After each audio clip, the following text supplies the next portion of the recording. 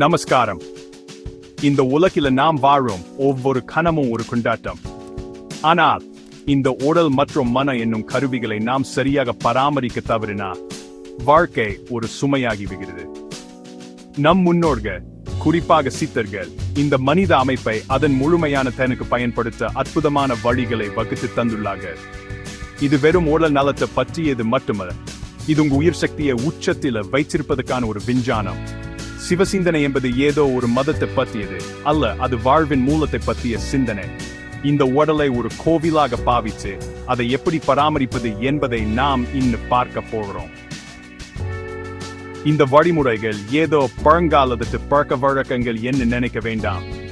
இவை ஒவ்வொன்றும் ஆழமான விஞ்ஞான பூர்வமான புரிதலின் அடிப்படையில் உருவாக்கப்பட்டவை.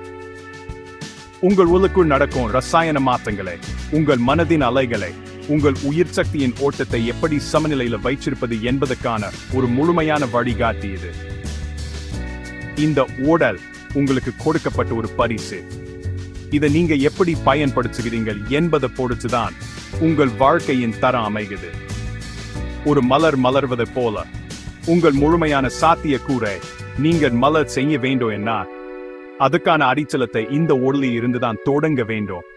இன்னும் நாம் பார்க்க போகும் இந்த 9 சூத்திரங்கள் உங்க வாழ்க்கையை ஒரு புதிய பரிமாணத்துக்கு எடுத்து செல்லும் திறவுகோல்கள். இது வெறும் தகவல்கள் அல்ல, இது ஒரு மாற்றம். இதை நீங்கள் வெறும் அறிவாக எடுத்துக்கொள்ளாமல் உங்க வாழ்வில் ஒரு அங்கமா மாற்றும் போது உங்க அனுபவத்தில் ஒரு மிகப்பெரிய வித்தியாசத்தை உணர்வீங்க.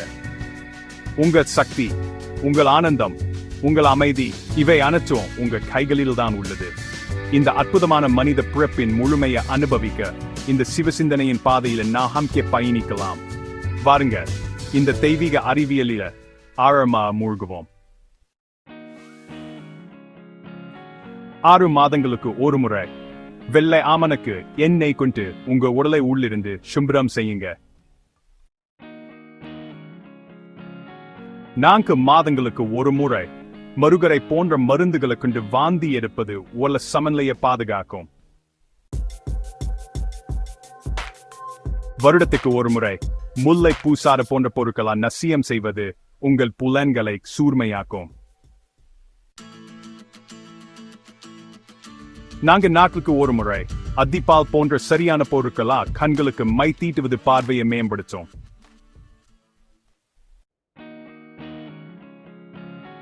15 நாட்களுக்கு ஒரு முறை அளவான உடல் உறவில் ஈடுபடுவது நல்லது. இது பெரியவர்களுக்கு பொருந்தாது. வாரத்துக்கு ஒரு முறை பொன்னாங்கண்ணி போன மூலிகை எண்ணெய்களை வெந்நீர்ல கலந்து மென்மையா குளிக்க வேண்டும். கடுமையான வெயில், குளிர், மழை, பனி போன்றவற்றில் இருந்து உங்க உடலை எப்போதும் பாதுகாத்துக் கொள்ளுங்க. ஓடுதல், கத்துதல், அதீத சிந்தனை, சோகம், கோபம் போன்ற மன மற்றும் உடல் ரீதியான எல்லா மீறல்களை தவிர்க்கவும். பழைய சோறு, எருமை பால், மாமிசம், மது போன தடை செய்யப்பட்ட உணவுகளை தவிர்த்து உணவு கட்டுப்பாட்டை கடைபிடிக்கவும்.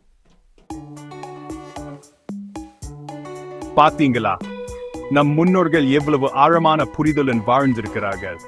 இது வெறும் உடல் நலத்துக்கான குறிப்புகள் அல்ல, இது உங்க உயிர் சக்தியை, உங்கள் பெக்னையை உயர்ந்த நிலையில் வைத்திருக்க உதவும் ஒரு விஞ்ஞானம். இந்த உடல் ஒரு வாகனம். இந்த வாகனத்தை நீங்க சரியா பராமரித்தால் மட்டுமே உங்கள் ஆன்மீக பயணம் சுகமா அமையும். இந்த 9 சூத்திரங்களும் உங்க வாழ்க்கையில் ஒரு ஒழுக்கத்தை கொண்டு வரும். ஒழுக்கம் என்பது ஒரு கட்டுப்பாடு அல்ல, அது ஒரு சுதந்திரம். தேவையற்ற விஷயங்களிலிருந்து உங்களை விடுவிச்சு தேவையானவற்றில் உங்க சக்தியை முழுமையாக செலுத்த உதவும் ஒரு கருவி. இந்த வழிமுறைகளை கடைபிடிப்பது ஆரம்பத்தில் கடினமா தோன்றலாம், ஆனா உங்க உடலில் மற்றும் மனதில் ஏற்படும் நேர்மறையான மாற்றங்களை நீங்கள் உணரத் தொடங்கியவுடன் இதுவே உங்கள் இயல்பாகிவிடும். உங்க உணவு, உங்க உறக்கம், உங்க செயல், உங்க சிந்தனை என அனைத்திலும் ஒரு சமநிலையை கொண்டு வாருங்க. உங்கள் உள்சூழலை நீங்கள் ஆனந்தமாக வைச்சுக்கிட்டா வெளிச்சூழலை உங்களை ஒருபோதும் பாதிக்காது. இந்த உடல் ஒரு அற்புதமான கருவி.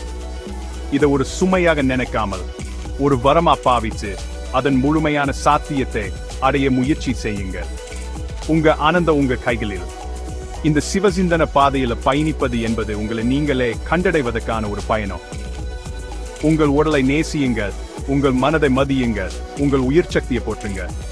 இந்த எளிய வழிமுறைகளை உங்கள் வாழ்வில் இணைச்சு அதன் மூலம் கிடைக்கும் அமைதியையும் ஆனந்தத்தையும் ஆரோக்கியத்தையும் அனுபவியுங்க. இந்த ஞானத்தை பகிர்ந்துக்குவதன் மூலம் நாம ஒரு ஆரோக்கியமான ஆனந்தமான சமூகத்தை உருவாக்குவோம். உங்கள் பயணம் இனிதாக அமைய என் வாழ்த்துக்க. நமஸ்காரம்.